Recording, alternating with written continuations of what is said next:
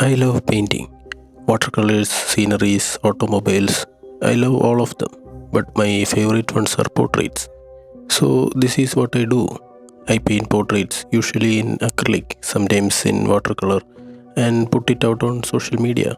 Instagram may give a few likes, YouTube gives a few hundred views, and somewhere between 10 to 20 upvotes. But is that enough to creatively motivate you, to earn your daily bread? Is that enough to have a happy, successful art career? Hello, guys, welcome back. Thanks for joining me. Today, I am going to take you guys through my thought process about success and failure and the not so talked about topic of the mental conflicts and struggles faced and fought by the artists, including me. Also, this is going to be a much more personalized talk on the issues that I face, but I think many of you can relate to what I am going to talk about. If you are following this channel for long, you might have noticed that the videos are less frequent and irregular lately. I can make a lot of excuses for that, but honestly speaking, I was a little low on motivation since the new year started. While searching for some motivation online, I stumbled upon a few videos by European artists in which they were discussing about hardships in their art career, which included laziness, lack of motivation, lack of recognition, imposter syndrome, etc., and the remedial measures for the same. Unfortunately, I couldn't find an Indian artist discussing his hardships online, which, in my opinion, completely changes the perspective and gravity of the situation. World population hit 100 crore in 1800s, 200 crore in the early 1900s, and now there are more than 800 crore people in this world, of which more than 130 crore are in India. Also, India has one of the youngest populations according to age demographics. The competition or the struggle for existence is unparalleled, something that this world has never ever witnessed. All this happening in a country plagued with corruption, nepotism, and vote bank politics in terms of caste and religion. It's never sunshine and rainbows here. Our artists sometimes have a very positive outlook and find inspiration in whatever they see. But the tension in the air is a reality. Maybe it's ironic that the ancient saints in India taught us to look inwards than to search outside for inspiration. Last night, I happened to hear a podcast in which a well known cinematographer and artist was talking in detail about the mental health issues of artists. He explained discipline, confidence, and self belief in the decreasing order of the importance as the keystones to success. Belief has not much role in success. What matters is whether you showed up or not, whether you delivered or not. In mathematical terms, success is opportunity multiplied by preparation. When opportunities are less, you have to increase preparation. Now, you can do that either by loving what you do or by cursing the process. Results depend on your performance and not whether you loved or cursed the process. It's a principle very familiar to all the Indian kids preparing for various entrance examinations. The happiness or the sense of fulfillment that you get from a success is also going to be such a short-lived feeling. Hunger for more is a survival tool that worked in favor of humanity for millions of years, and you cannot do anything about it. There is nothing wrong about it either.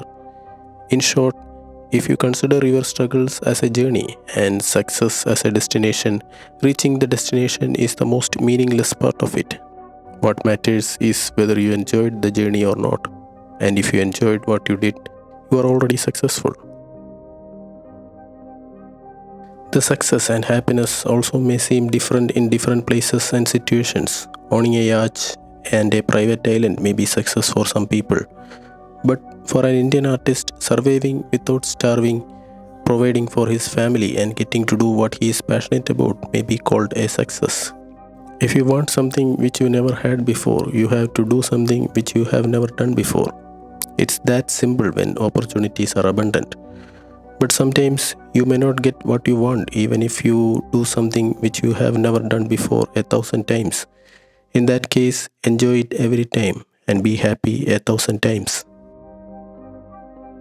For those who think philosophy is dead, I can explain it much more scientifically in tangible terms like money, recognition, and power. Money comes with your commercial worth, and recognition and power comes with your fans and followers. Such a success can be considered as a moving target on a bumpy road, and you are chasing it with a bow and arrow on a horseback. Your chances of hitting the target are rare, but the chances improve with more opportunities, talent, and practice.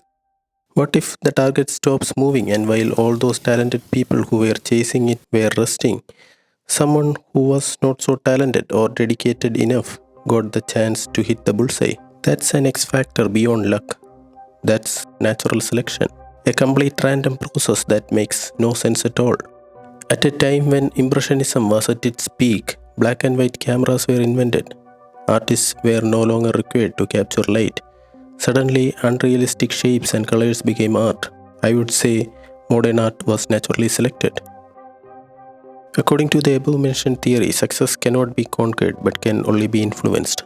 The principle of objective and key results can be applied here to increase the efficiency. The process of shooting an arrow can be considered an objective, and key results can be assessed and compared after each time you shoot an arrow. Objectives are similar to short-term goals, but not just any goal. It should be aimed at the target and should answer the questions what, why, and how. For example, before choosing Ashwant Cox's portrait for this video, I asked myself all these three questions.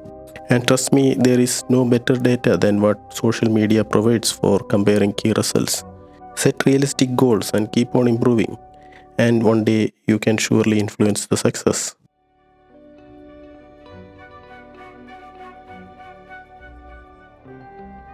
But always keep in mind there is a mathematical possibility that you may never succeed. When opportunity is zero, anything multiplied to zero is a zero. Even though it may seem as a demotivation, I think it's very important to understand this, because this zero is the reason why you should enjoy what you do. Enjoy the journey, enjoy the struggle, and not the destination. And deep down in your heart, if you are not able to enjoy what you do, you should quit as early as possible. And also, a perfect reason to answer someone who asks you why you are doing it by saying, because I effing love it, and I will do it till the day I die. Hope you guys gained something useful watching this video, and if you enjoyed watching this, here is a video that I think you should watch next. That's all from the video guys. See you all in the next. Till then, take care and bye bye.